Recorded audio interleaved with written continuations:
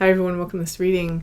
I have my crystal ball off to the side, so I will be scrying throughout this message. If you're new to my channel, my readings are a little different, and if you're returning, welcome back. You know how we do. If it doesn't resonate with you, if you're forcing the story to fit, arguing with it in any way, just leave it behind for the people who it's meant for. So on October 30th, there will be a special event over Zoom between myself and iScry with Steph. It's HEKATE Halloween. So if you are interested in that, definitely check out the link in the description box below. Okay, let's go ahead. I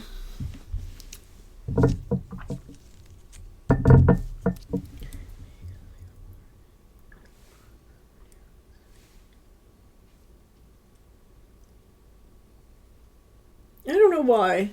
I just realized. Oh, they're already taken over. I don't know why. I grabbed my sage and we're apparently going to sage. So I am feeling that we're connecting to a different type of energy over here that doesn't want, oh. I'm going to stop talking. I'm just going to let it come through because I don't even know what I'm doing or saying at this point. Oh my God, it's happening already. Okay. All right.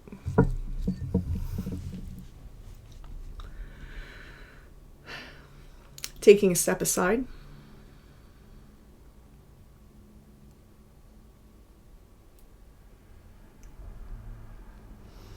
And allowing spirit to pass through me.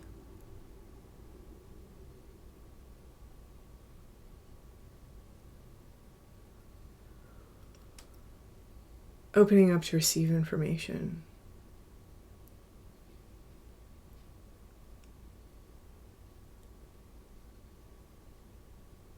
Oh, so saging to get rid of certain energies. Someone has gotten rid of certain energies, and there's this deep, quiet, calm silence. That's how it feels. It's like this, it feels like a blanket of calm that's just settled on everything. Very peaceful, very healing. So whoever this message is for, you are definitely isolating yourself right now.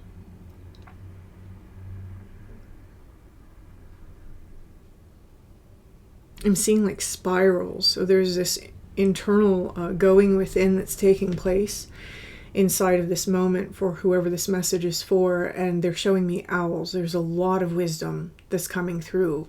Some of this wisdom, it's not just about the situation or the circumstance. It's old wisdom. It's very old wisdom. I'm almost getting this like crone vibe. So for many of you in this collective, you may be older women, or you may be masculine energies, like male energies, that are basically coming into a different understanding of that crone energy, right? Feminine wisdom or feminine practices, meaning like, you know, the magical spaces, like ritual witchcraft, things like that. Not like ceremonial, though you might be doing ceremonial, but there's just, you know, oracular sight. Oh, okay. Some of you, there may be some seether going on. So if, you know, I'm not explaining that. It would take like a whole history lesson. So I'm not explaining that. For those of you who that's for, you'll know what I mean. Yeah, seether practices. Interesting. Oh, I'm getting like this vibration along the heart space now. It's like, this is powerful. I'm not gonna lie. I don't know that this message is going to resonate for a lot of people. This message is very specific. Whoever this message is for, you have cut out the noise and you've cut out the clutter and you've cut out the bullshit. And you are basically in a place where you are entering a deeper layer of spiritual mystery than most people go. This is divine wisdom, divine information, and it's all through some sort of practice or trance, and it feels like a very old method that you're using to get there. For some of you, I am going to say that you might even be taking this into mysticism, because I just saw, what is that, seraphim? Okay. You might be discovering something that you didn't know about all that too. I'm just going to say, okay. Okay, so I can get behind this energy. I like this. This is a little different than what's been coming through. There's the Chariot. This is about balance, right? Again, when we look at the Chariot, we have that light Sphinx, the dark Sphinx. Both are seated. They're both seated, and they're not moving. They're not pulling that Chariot. They're seating. I just can't. But the Chariot's not moving. That's what I'm saying. It's very peaceful. It's very calm. It's a moment of silence, a moment of rest. And it's by this nourishing river, right? It knows that the city is behind it. There's people nearby, but it's removed itself across that river to allow itself that moment. Sometimes I equate that particular card to ascetics, right? Whether it's like philosophers like Diogenes, or if it's like, for example, John the Baptist. It's the people that go out into the wilderness and part from civilization in order to really immerse within themselves and within their connection, whether it's a connection to their personal philosophy or if it's a connection to the divine. This is what someone is doing right now. And so again, I come back to that energy of someone is being a little insular right now, being a little secluded right now. And maybe this has been something going on for a long time, but I do feel more importantly, this message is coming through for those of you who have been doing this recently, okay?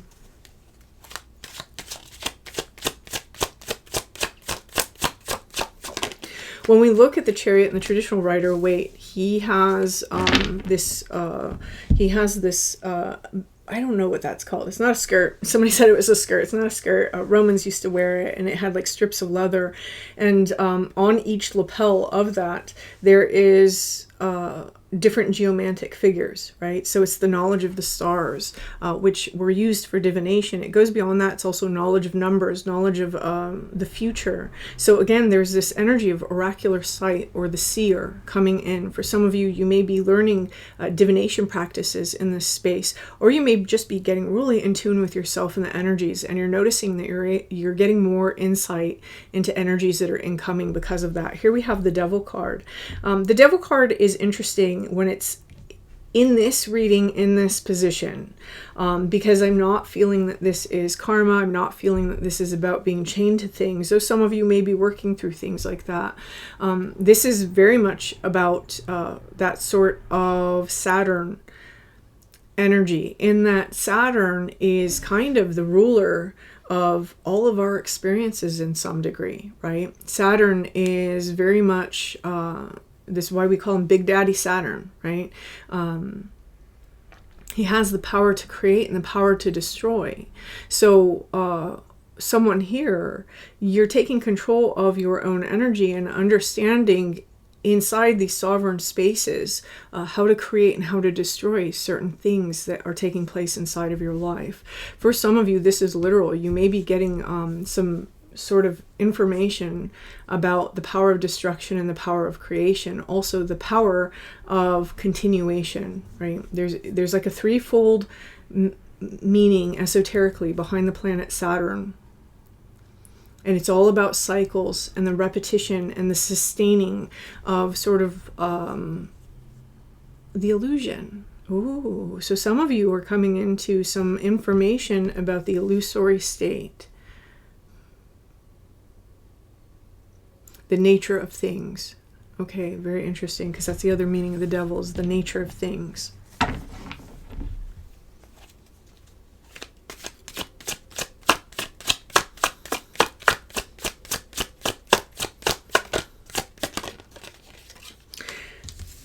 Some of you, there is some shadow work taking place in this space also with the Devil coming through. Here we have the Five of Swords. And underneath it is the Judgment.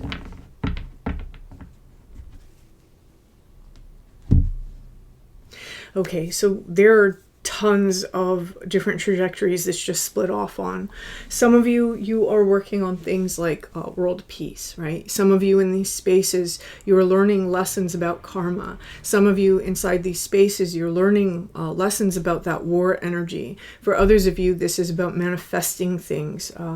This is learning all the tricks of the trade, but make sure that in learning the tricks of this trade that you step in those spaces with respect. okay? Because I do see inside this Five of Swords, there is one storyline coming through where someone is stepping into these spaces and they're being very disrespectful to the beings that they're encountering because they're in this energy. Who's out to get me? What's going to trick me? What's not in my best interest? Because you're approaching it that way, you will lose access to those spaces. It's very,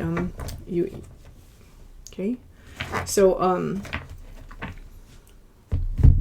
a lot of people start off that way, let me just say, and I hear a lot of stories about people who get pulled aside almost and like given a stern warning. So, yeah. I have my own story I'm laughing about. That's why I'm laughing. So there's I was very young.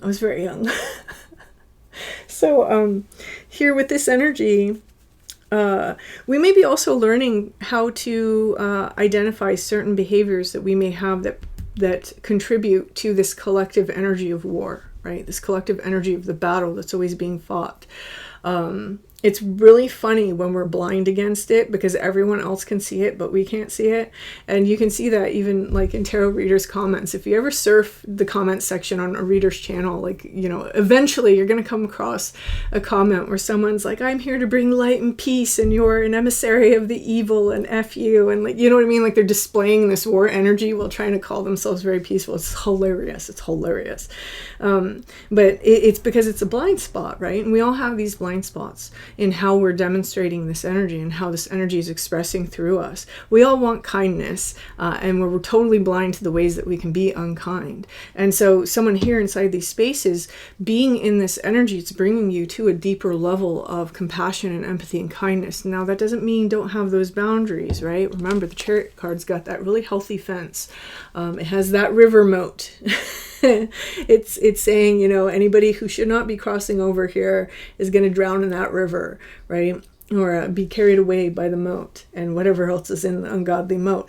But there's this energy that it's not about not having boundaries. It's about how to accept our fellow humans without that war energy, because that's where peace begins, right? That's where peace begins.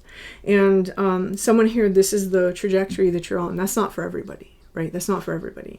But there's a lot of different paths that people are taking that are branching off from this Devil card. And remember, that Devil card is the deeper, darker spaces within. For some of you, it's the lessons literally of Saturn. For some of you, it's lessons about healing yourself, the shadow. For some of you, it's lessons about working with darker energies to receive the information you need to illuminate various aspects of yourself. Yeah, there's a lot. This collective, whoever I'm reading for, you're doing a lot. But the one thing that's similar with all of you is that you've taken your energy back, you're sitting in the quiet, and there's this peaceful, quiet calm over you that is really helping you to initiate some sort of profound experiences for yourself. As you go through this experience, 3 cards down, okay, so I'm going 3 down. One of the things that you're going to notice is that parts of you kind of come back online that haven't been online for a long time. These may be things that you feel that you came in with but lost in childhood. It may be things that you lost to childhood. It may be things that you lost along the way because people told you that you couldn't. There's something here that's reawakening here. And I'm very drawn to that right there. Rise and then awaken, sleeper. Some of you may be feeling like, even though you're quiet and you're hidden away, that you're doing something that's preparing you to emerge in a new way eventually. Here with the Knight of Ghosts, it's something from deep within our psyche is coming up, right? Something deep within our soul. When we have the cups, this is psychic energy. This is water, right? Water energy. It's magical energy. That's more wands, but the cups can also be magical energy, especially if your magic is expressed through astral spaces. This is very much somebody who is having a new cup offered to them by something within their spirit, right? So again, something here is reawakening for somebody. And this may be something that, Ten of Cups, this may be like the final piece that we need before we can actually take a particular leap inside of our life.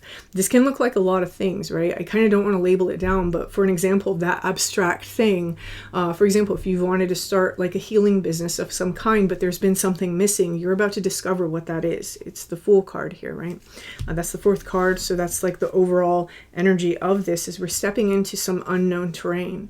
For some of you, this may just be some sort of group that you've wanted to get involved with, or some practice you've wanted to get involved with, but there was one thing that was missing. It can be any number of things, but this represents something that is a completion so that this new thing can begin. This is the process someone is in. We've gone into the cocoon and we're about to emerge.